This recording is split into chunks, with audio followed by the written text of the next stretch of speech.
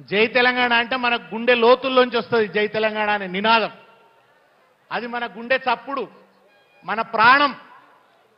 జై తెలంగాణ, జై జై తెలంగాణ అని మనం అంటుంటే ఢిల్లీ గజగజ వణికిపోయింది. సమైక్యవాదం పునాదులలో బాంబులు వేలినాయి మనం జై తెలంగాణ అంటే. కానీ ఇవాళ మన కర్మ ఎట్లా కాలిందంటే, మనకి ఇవాళ ఒక వెకిలి ముఖ్యమంత్రి వచ్చిండు. ఆ వెకిలి ముఖ్యమంత్రి తన నోటి నుంచి జై తెలంగాణ అనడు. జై తెలంగాణ అని అనని వాడు ముఖ్యమంత్రి అవడం కంటే అవమానం ఇంకొకటి ఉంటుందా ఆ తెలంగాణకు? ఒక్కసారి మీరు అందరు గట్టిగా చెప్పండి, ఇప్పుడున్న ఈ ముఖ్యమంత్రి జై తెలంగాణ అనాలనా? ఈ ముఖ్యమంత్రి తప్పకుండా జై తెలంగాణ అనాలనా? ఇప్పటి వరకు అమరవీరుల స్తూపం మీద ఒక దండ పెట్టలే ఈ ముఖ్యమంత్రి, ఒక పువ్వు పెట్టలే. నీళ్ల వనరు తరలించి నిధులన్నీ మళ్లించి తెలంగాణ బతుకుల్లో తెగమట్టి గొట్టినా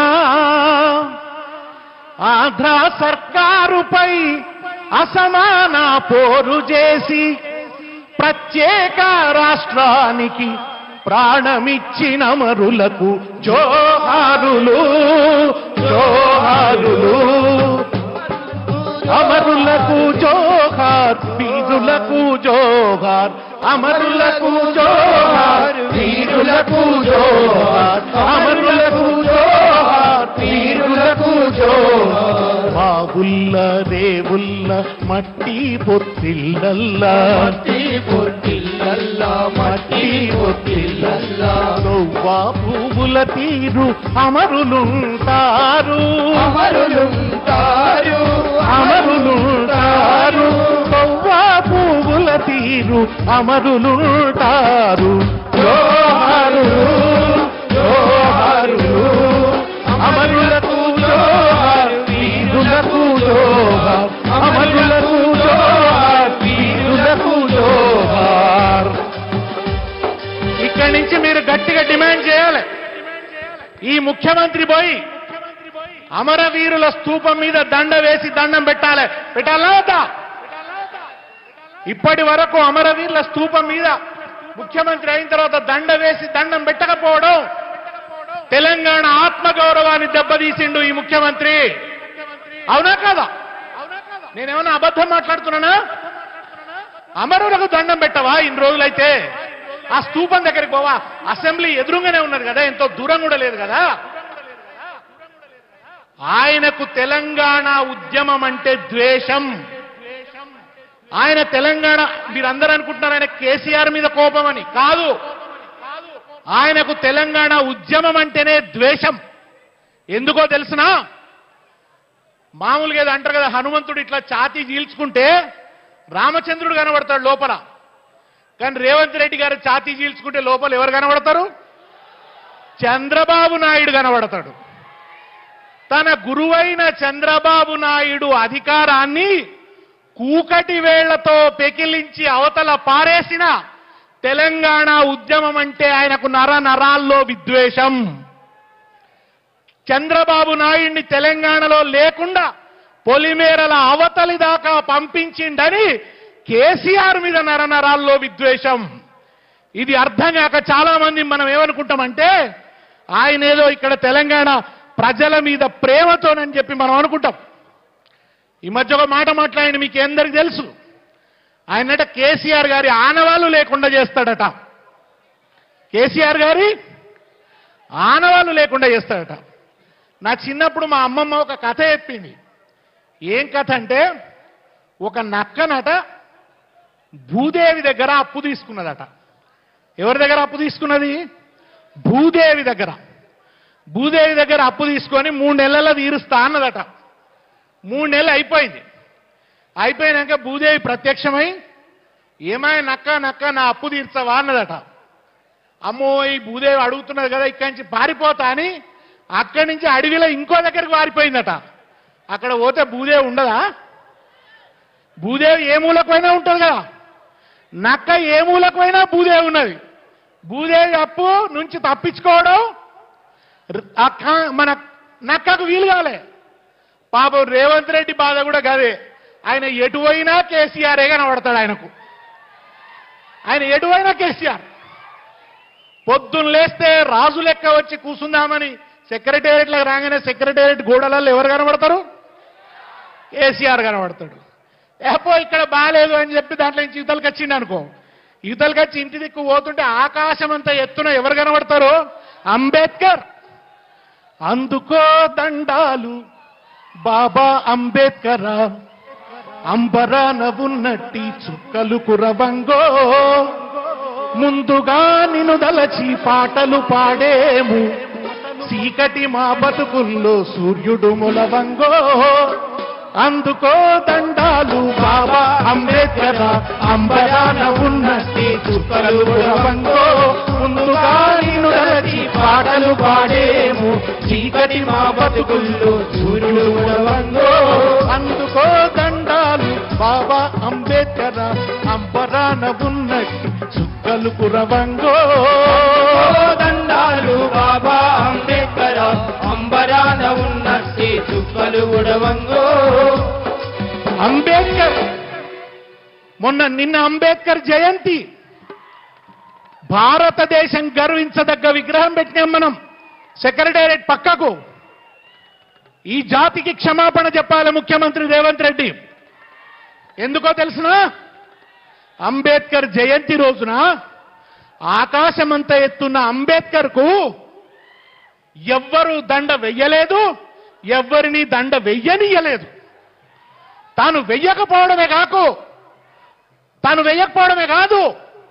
మనల్ని ఎవ్వరిని వెయ్యనీయలేదు. ఎన్ని గుండెలు ఈ రేవంత్ రెడ్డికి! అంబేద్కర్ విగ్రహాన్ని అంబేద్కర్ జయంతి రోజున అనాథగా వదిలేసిండు రేవంత్ రెడ్డి.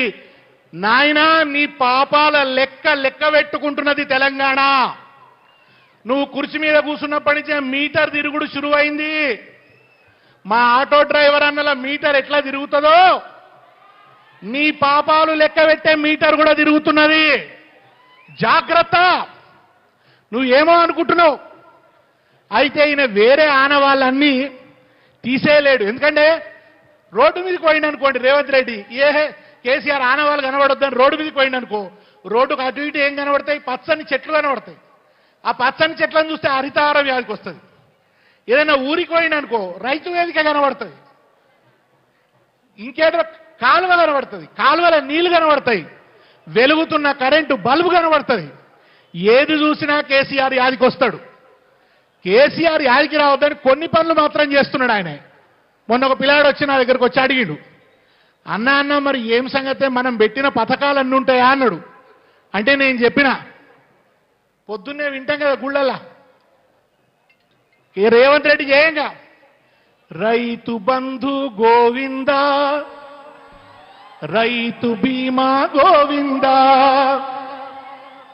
దళిత బంధు సుత గోవిందా, బీసీ బంధు గోవిందా, గోవిందా హరి గోవిందా, కాంగ్రెస్ వస్తే గోవిందా, గోవిందా హరి గోవిందా, కాంగ్రెస్ వస్తే గోవిందా, పథకాలన్నీ గోవిందా, ప్రజలకు మేలు గోవిందా, పథకాలన్నీ గోవిందా, ప్రజలకు మేలు Govinda, Kalyana Lakshmi Govinda, Shadi Mubarak Govinda, KCR kit Govinda, nutrition kit Govinda, Govinda అని గోవిందా, కాంగ్రెస్ అంటేనే గోవిందా, కాంగ్రెస్ అంటేనే గోవిందా, ఇక నిండా మునుగుడే గోవిందా, గోవిందా హరి గోవిందా, కాంగ్రెస్ అంటేనే గోవిందా, గోవిందా హరి గోవిందా, కాంగ్రెస్ మునుగుడు గోవిందా,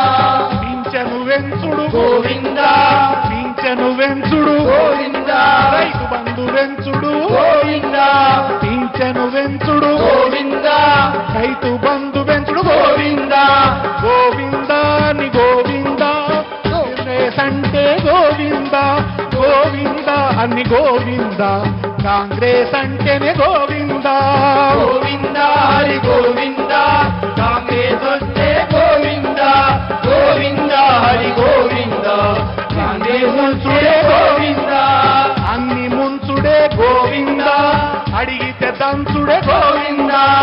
అన్ని ముంచుడే గోవింద అడిగితే తంతుడే గోవింద గోవింద అని గోవింద కాంగ్రెస్ అంటేనే గోవింద గోవింద హరి గోవింద కాంగ్రెస్ అంటే గోవింద గోవింద హరి గోవింద కాంగ్రెస్ అంటే గోవింద హరితారము గోవింద పచ్చని చెట్లు గోవింద పచ్చని చెట్లు గోవింద నిధులన్నీ కూడా గోవింద గోవింద అని గోవింద కాంగ్రెస్ అంటే గోవింద గోవింద హరి గోవింద కాంగ్రెస్ అంటేనే గోవింద గోవింద హరి గోవింద కాంగ్రెస్ అంటే గోవింద గోవింద హరి గోవింద కాంగ్రెస్ అంటే గోవింద మీరనాలి ఇప్పుడు కోరస్ మీరనాలి రైతు బంధు గోవింద రైతు బీమా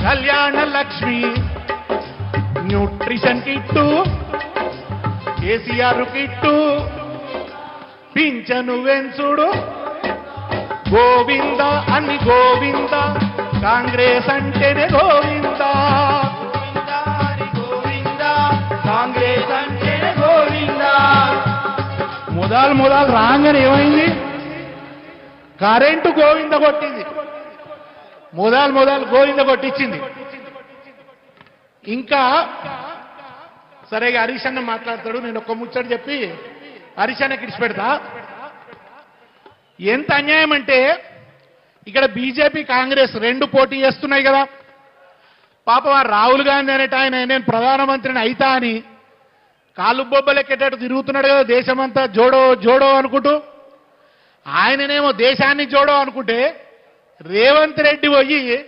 మోడీతోని హమ్ తుమ్సే జోడితే అంటున్నాడు వాళ్ళిద్దరు జోడో యాత్ర వేరే ఉన్నది బడే భయ్యా చోటే మియా బందా మేందిరో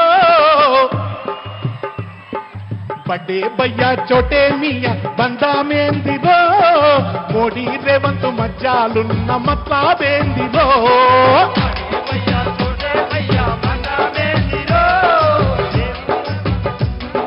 మోడీ రేవంత్ మధ్యాలున్న మట్లాబేందిరో బడే భయ్యా చోటే మియా బందా మేందిరో మోడీ రేవంత్ మధ్యాలున్న పట్లాబేందిరో అంగీలాగు మార్చినట్టే పార్టీ మార్చే ముఖ్యమంత్రి అంగీలాగు మార్చినట్టే పార్టీ మార్చే ముఖ్యమంత్రి ముందు చూపుతోనే మోడీ ముందు మోకారిల్లినాడు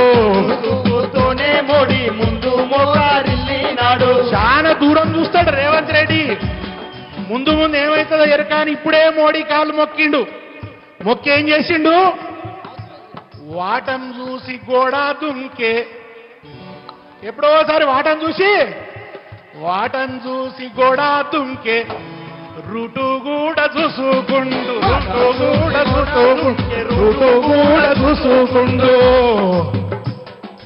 ఓ దిక్కు గుజరాత్ లో ఏం లేదనేమో రాహుల్ గాంధీ చెప్తాడు గుజరాత్ అంటే అక్కడ బుద్ధి సంపుడు తప్ప ఏం లేదని చెప్తాడు గుజరాత్ మాడాలా అని రేవంత్ రెడ్డి ఏమంటాడు తెలంగాణకే గుజరాత్ మాడాలట గుజరాత్ మాడాలా అని తప్పు కొట్టెరో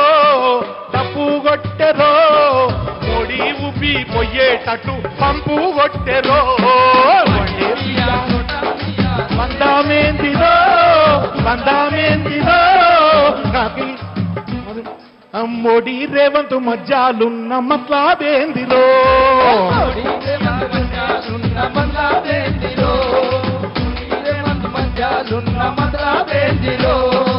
ఈయన మోడీతో ఇట్లా చేస్తుంటే రాహుల్ గాంధీ పరిస్థితి ఏంది షాకు తగిలి రాహుల్ గాంధీ షేక్ అయిపోయారో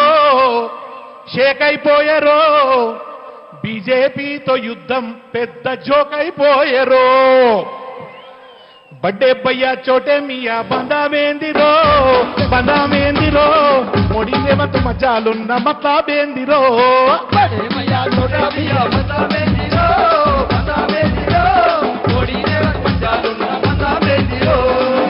కాకి చీకటోలే ఇద్దరు కాకి సీకటోలే ఇద్దరు కలిసిపోయిరో కాషాయానికి కాంగ్రెసు కన్ను గీటెరో. ఇవాళ కాషాయం పోయి కాంగ్రెస్ పోయి కాషాయానికి కన్ను కొడుతున్నది. వీళ్ళ మధ్య ఉన్న ఈ ప్లాన్లేంటి, ఏం చేయబోతున్నారు తెలంగాణను? ఒక్కటే ముచ్చట చెప్పిగా నేను బంద్ చేస్తున్నా. కొత్తగా ఒక ముఖ్యమంత్రి అయితే ఏం చేస్తావయ్యా తెలంగాణకని అడిగితే ఎంత మంచి జవాబు చెప్పాలి? కేసీఆర్ గారు ఎట్లా చెప్పిండ్రు తెలంగాణకు ముఖ్యమంత్రి అయినప్పుడు? నాకు గొప్ప స్వప్నం ఉంది, వ్యవసాయం సంక్షోభంలో ఉంది, కరెంటు సంక్షోభం ఉంది, తాగే నీళ్లు లేవు, ఇవన్నీ తీర్చాలే, దేశంలో తెలంగాణ అగ్రభాగాన ఉండాలి అని ఒక స్వప్నాన్ని ఆవిష్కరించిండు కేసీఆర్. కానీ రేవంత్ రెడ్డి ఏమన్నాడు ఎరికేనా? ఏమయ్యా ముఖ్యమంత్రి రెడ్డి ఏంది అని అంటే, దానిదేమున్నదే గుంపు మేస్త్రి లెక్క, ఏమని పరివాడు చేస్తాడు, మనం వచ్చేదో మీద మీద చూస్తే అయిపోయా అన్నాడు. ఇదా నీ అవగాహన? నువ్వు రాజకీయాల్లోకి రాకుంటే ఏం చేద్దు అంటే రౌడీ షీటర్ రైతుంటే అంటాడు. రౌడీ షీటర్ రైతుండేనట. ఇటువంటి ఒక వెకిలి ముఖ్యమంత్రిని, ఒక గుండెల్లో ఆర్తి లేని ముఖ్యమంత్రిని, ఒక ప్రేమ లేని ముఖ్యమంత్రిని, తెలంగాణ పట్ల ఒక కన్విక్షన్ లేని ముఖ్యమంత్రిని, ఒక అభిమానం లేని ముఖ్యమంత్రిని, తెలంగాణ గురించి ఒక స్వప్నం లేని ముఖ్యమంత్రిని తెలంగాణ ఎక్కువ కాలం భరించదు.